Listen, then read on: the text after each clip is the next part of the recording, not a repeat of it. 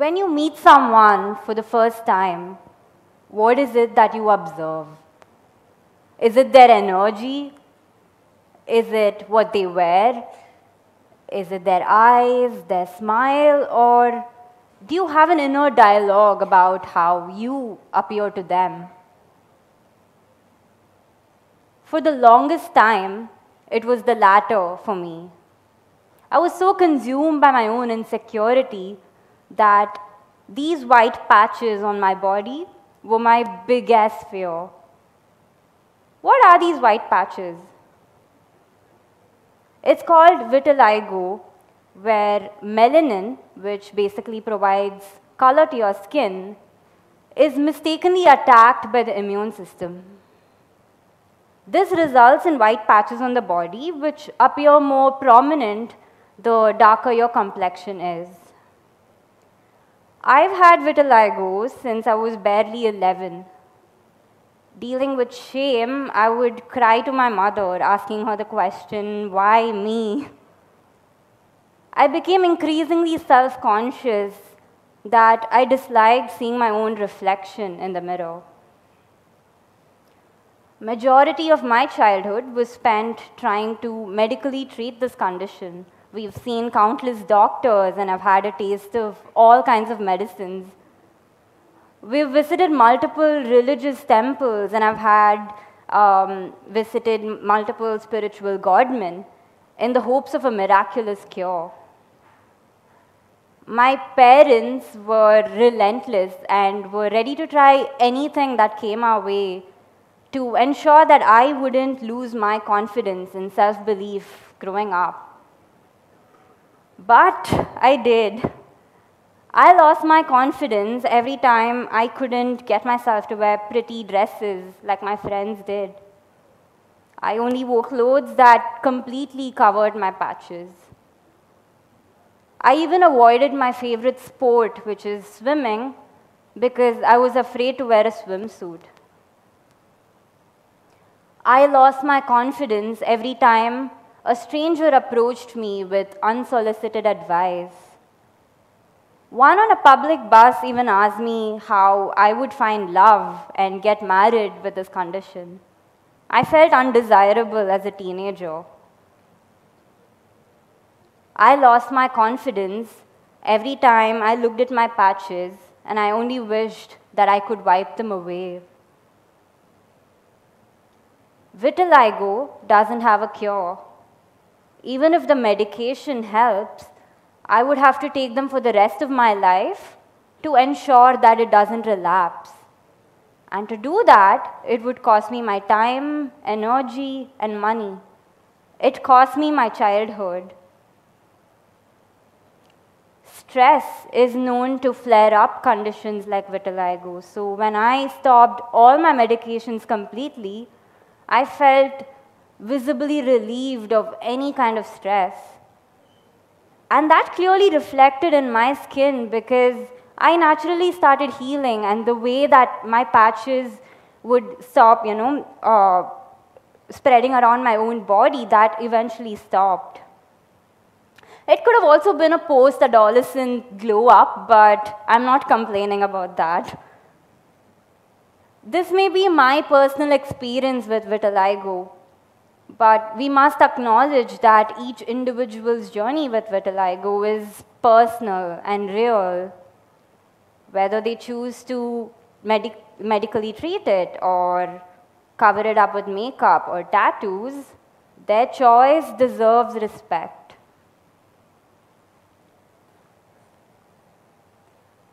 When I was in college, and I was 17 then, a friend of mine approached me to model for her photography project. Now, this was a chance for me to put myself out there and get out of my shell.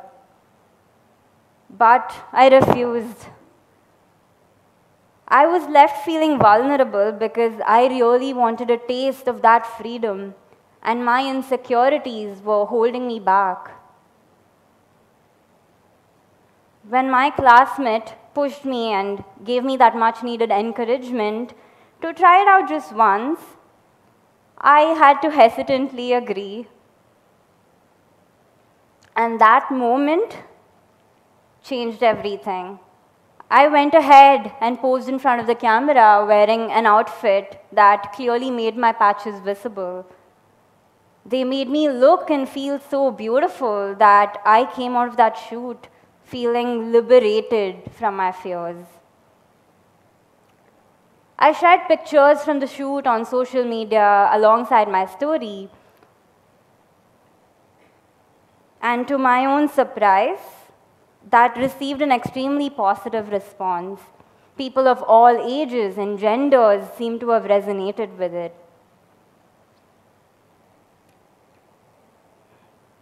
I found meaning in sharing my story with others, thereby helping them see themselves more positively. I went on to do many more such beautiful artistic shoots, and each experience made me embrace myself more. I now see my patches as art.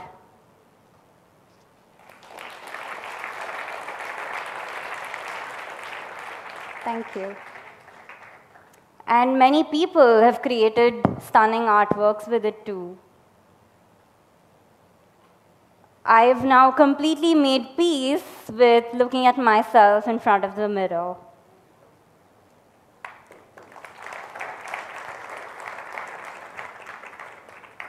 It's truly a struggle for people with vitiligo to accept themselves as they are. But why?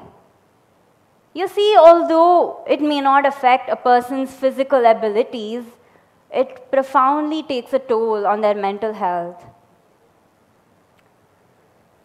In many parts of the world, children with vitiligo are known to be bullied in schools for their appearance, and they are name-called. They grow up internalizing these comments and experiences, and that leads to negative self-image and self-doubt. Vitiligo affects nearly 1 to 2% of the world's population, irrespective of race or ethnicity. India is considered to have the highest prevalence in the world at about 8.8% of our population. Due to the lack of access to education and awareness, this is still considered to be a contagious disease and a curse in certain communities. And that leads to stigma and discrimination. Not being accepted by their own communities, people with vitiligo face difficulties in finding jobs, romantic relationships, and navigating life. The narrow and conventional standards of beauty that we see in movies, social media, magazines, and advertisements that society keeps pushing on us makes people with visible conditions feel like they cannot meet those standards. And that leads to feelings of inadequacy and low self-esteem. The idea of beauty has been presented to us in a box right from when we're young. We're constantly glorifying and trying to look like what's in that box that we fail to see and appreciate the other beautiful shapes that exist, colors and textures and sizes that exist. So if you feel like you don't fit into this superficial box created by society, I urge you to bend it and make your own shape. As you make your own shape, you may find that your courage is making space for someone else who's watching you. I've made a conscious effort to embrace my patches and share my story with others. Vulnerability is a powerful tool for connection, and by being open and honest about your struggles, you may be helping someone who's going through similar experiences and also educate those who are unaware.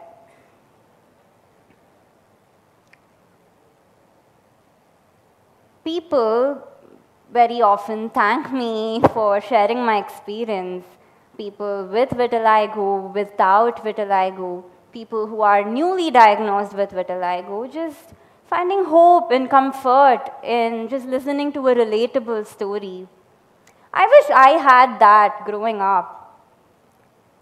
And that tells me that it is crucial to build an inclusive society where everyone feels valued and accepted regardless of their appearance.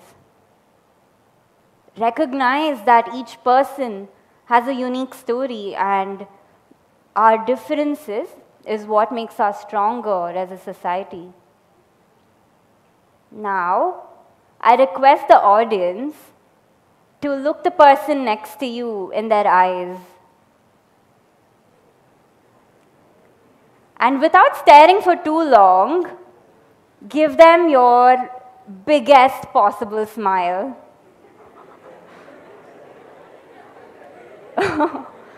So the next time you come across someone who has vitiligo, you know exactly what to do. Thank you for your time.